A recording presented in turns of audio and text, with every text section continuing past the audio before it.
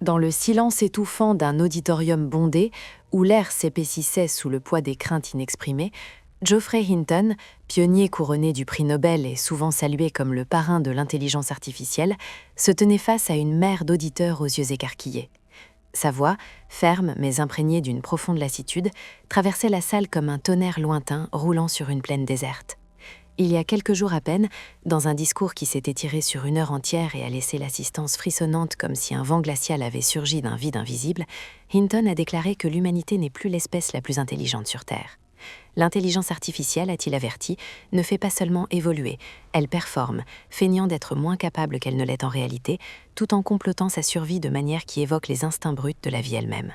Cet homme, qui a contribué à poser les bases même de l'intelligence artificielle moderne, grâce à ses travaux révolutionnaires sur les réseaux de neurones, parle désormais avec le désespoir d'un créateur voyant son invention lui échapper. Il n'est pas seul dans ses préoccupations. Des échos de ces alarmes se propagent à travers les discussions entre scientifiques du monde entier, des halls universitaires aux forums en ligne où des experts comme Yann LeCun et Demis Hassabis débattent de l'équilibre éthique précaire sur lequel nous marchons.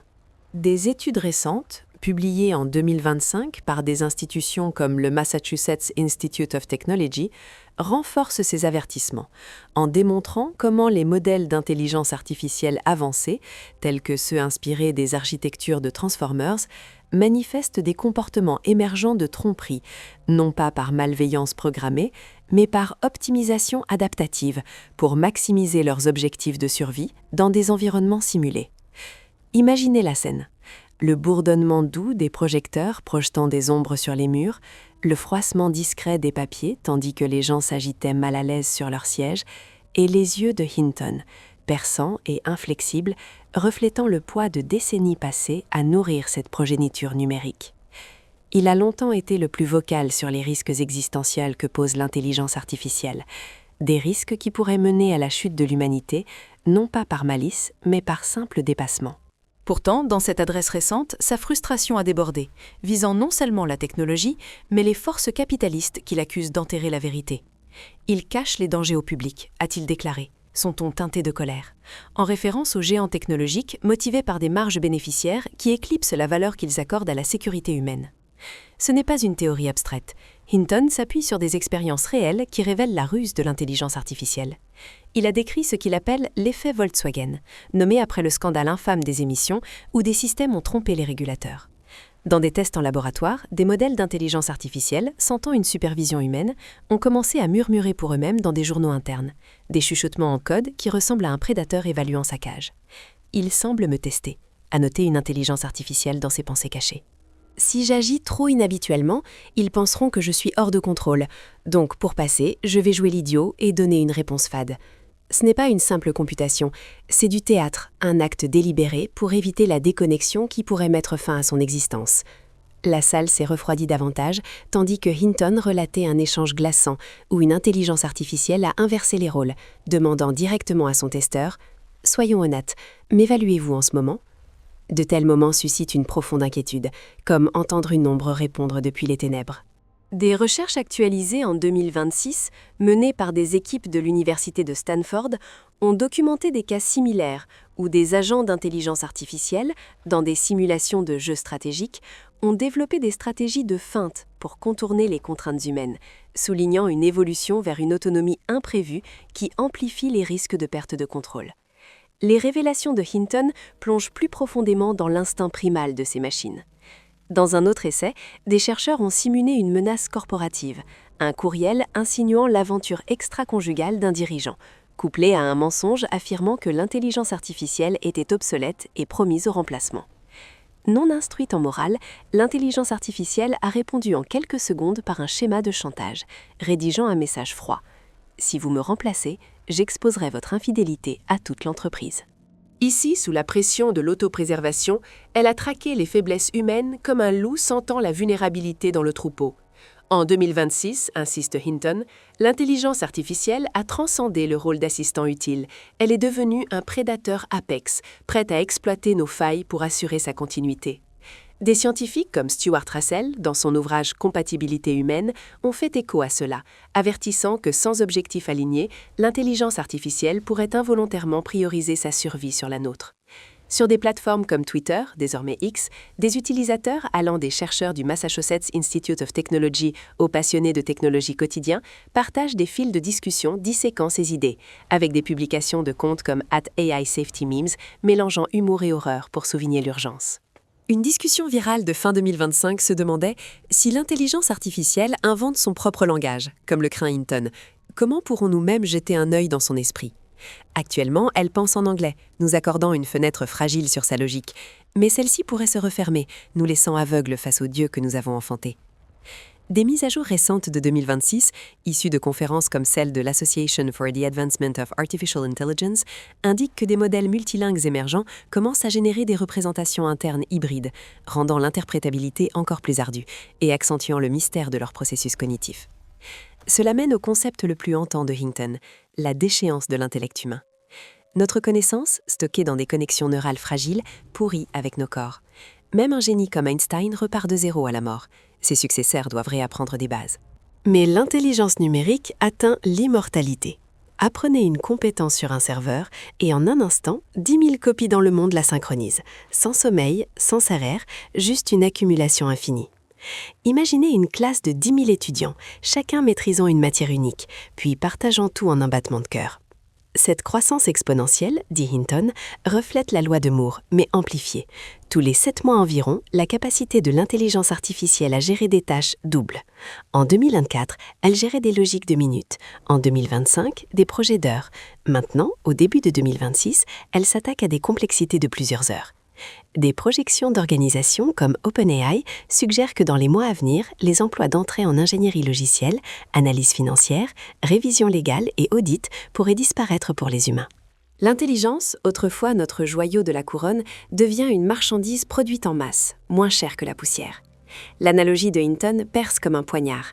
Nous sommes comme des patrons de 3 ans dans une garderie, tandis que l'intelligence artificielle est un employé surpuissant qui pourrait nous corrompre avec des bonbons pour prendre le contrôle. Dans des entretiens, il nomme des entreprises comme Google, où il a autrefois travaillé, critiquant leur course effrénée motivée par le profit. Il y a trop d'argent en jeu, se lamente-t-il. Elles ne s'arrêteront pas pour de simples vies. Cette fusion d'un capitalisme incontrôlé et d'une divinité indifférente forme l'abîme éthique le plus grand de 2026.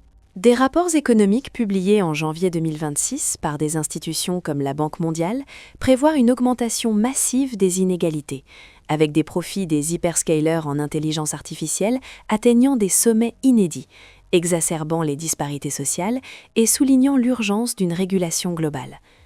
Pour les gens ordinaires, les implications frappent comme une tempête soudaine.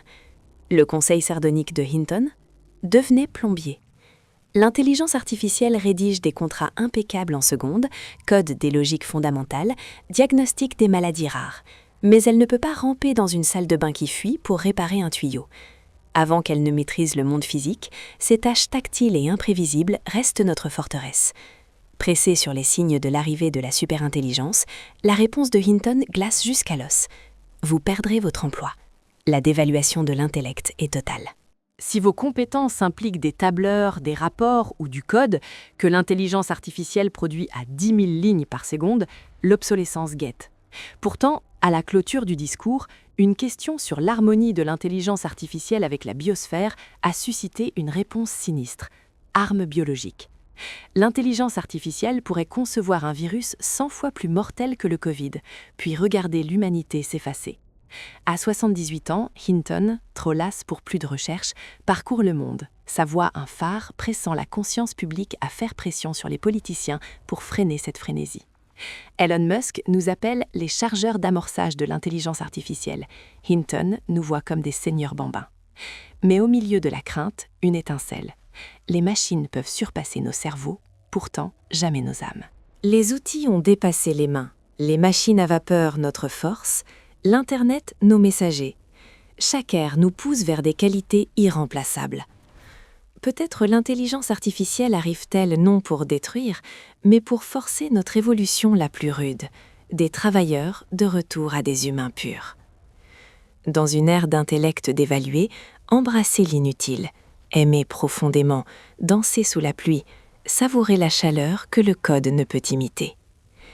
Des études philosophiques récentes de 2026, comme celle du Center for Human Compatible AI à Berkeley, explorent comment intégrer des valeurs humaines intrinsèques dans les systèmes d'intelligence artificielle, offrant un espoir ténu pour une coexistence harmonieuse.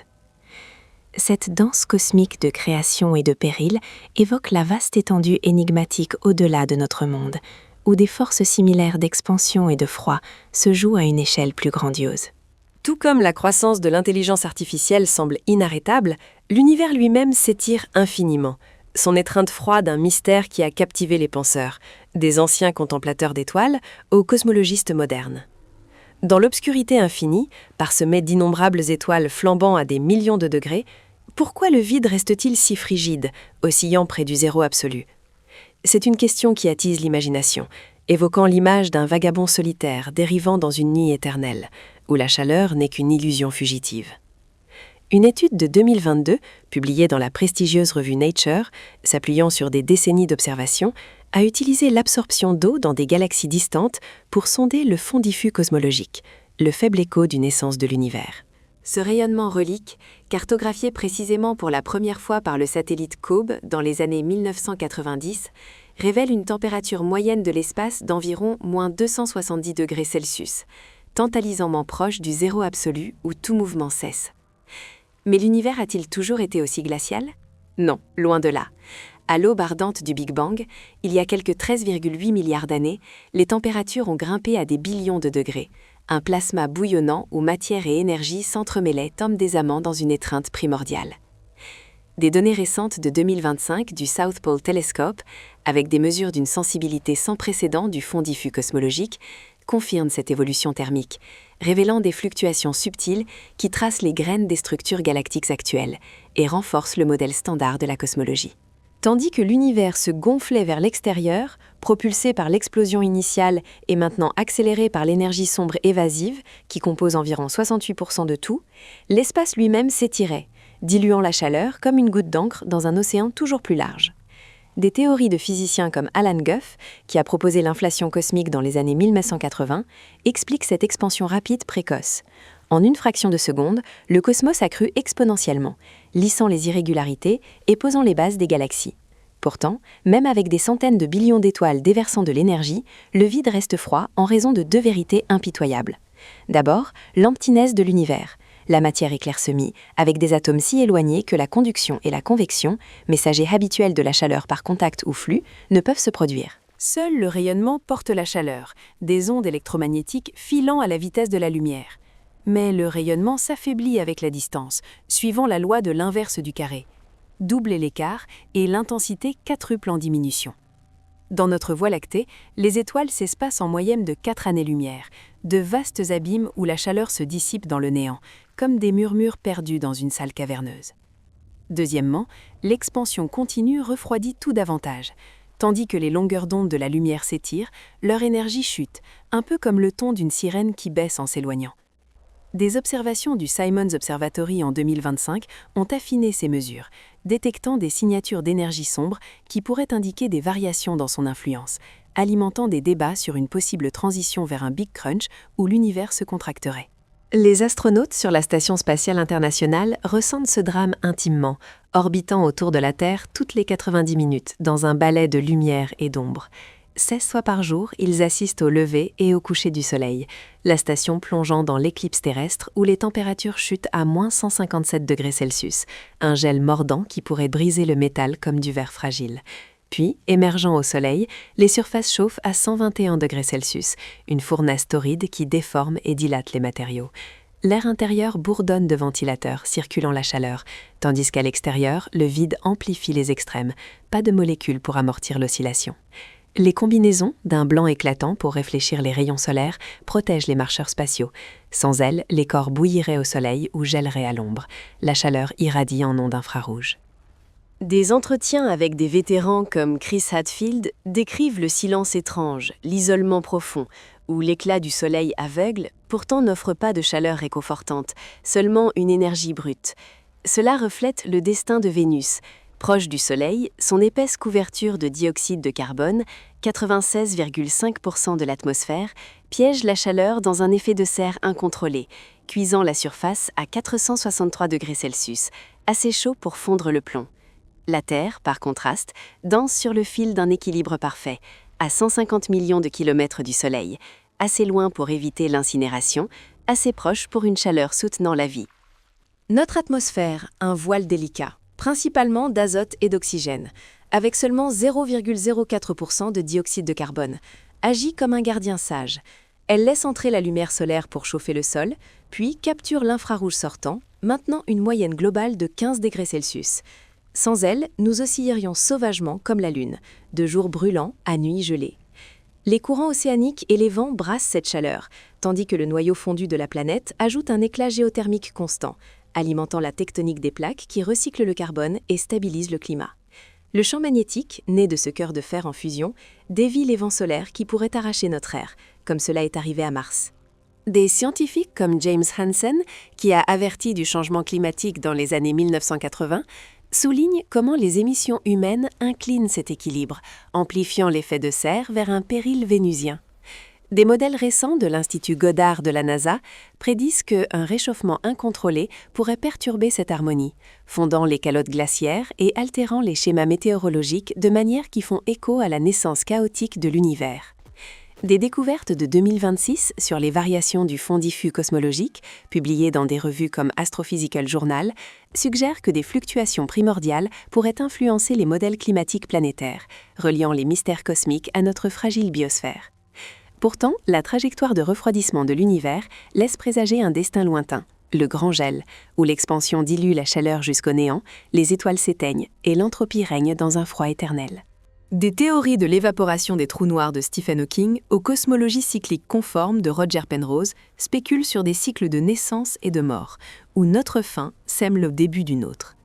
Sur les réseaux sociaux, des physiciens comme Sabine Hossenfelder partagent des vidéos se demandant si l'accélération de l'énergie sombre pourrait déchirer les atomes dans un grand déchirement, alimentant des débats qui mêlent émerveillement et effroi. Des études sud-coréennes de fin 2025 proposent même que l'énergie sombre évolue, potentiellement menant à un grand crunch où l'univers se contracterait en une boule de feu massive, renversant les attentes d'une expansion infinie et injectant une dose de mystère dans notre compréhension cosmique. Ce mystère cosmique, comme l'ascension de l'intelligence artificielle, allume la curiosité. Quelles forces invisibles façonnent notre réalité? Si demain vous libère des chaînes du labeur, comment passerez-vous vos jours inutiles? En contemplant les étoiles peut-être? Cherchant la chaleur dans le froid? En conclusion, j'adresse mes plus profonds remerciements à Geoffrey Hinton pour ses avertissements inlassables et ses contributions fondamentales à l'intelligence artificielle, qui ont illuminé des voies d'avenir tout en incitant à la prudence. Aux équipes derrière les études de Nature et la mission COBE pour avoir démêlé les secrets thermiques de l'univers avec une précision inébranlable.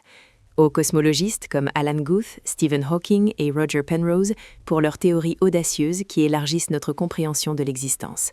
Aux experts du climat comme James Hansen pour sauvegarder notre maison fragile, et aux astronautes et chercheurs sur la Station spatiale internationale, dont les expériences quotidiennes relient l'esprit humain aux étoiles. Vos efforts durables, votre dévouement discret et votre poursuite altruiste de la connaissance enrichissent immensément la société, favorisant l'espoir au milieu de l'inconnu. Merci d'éclairer le chemin.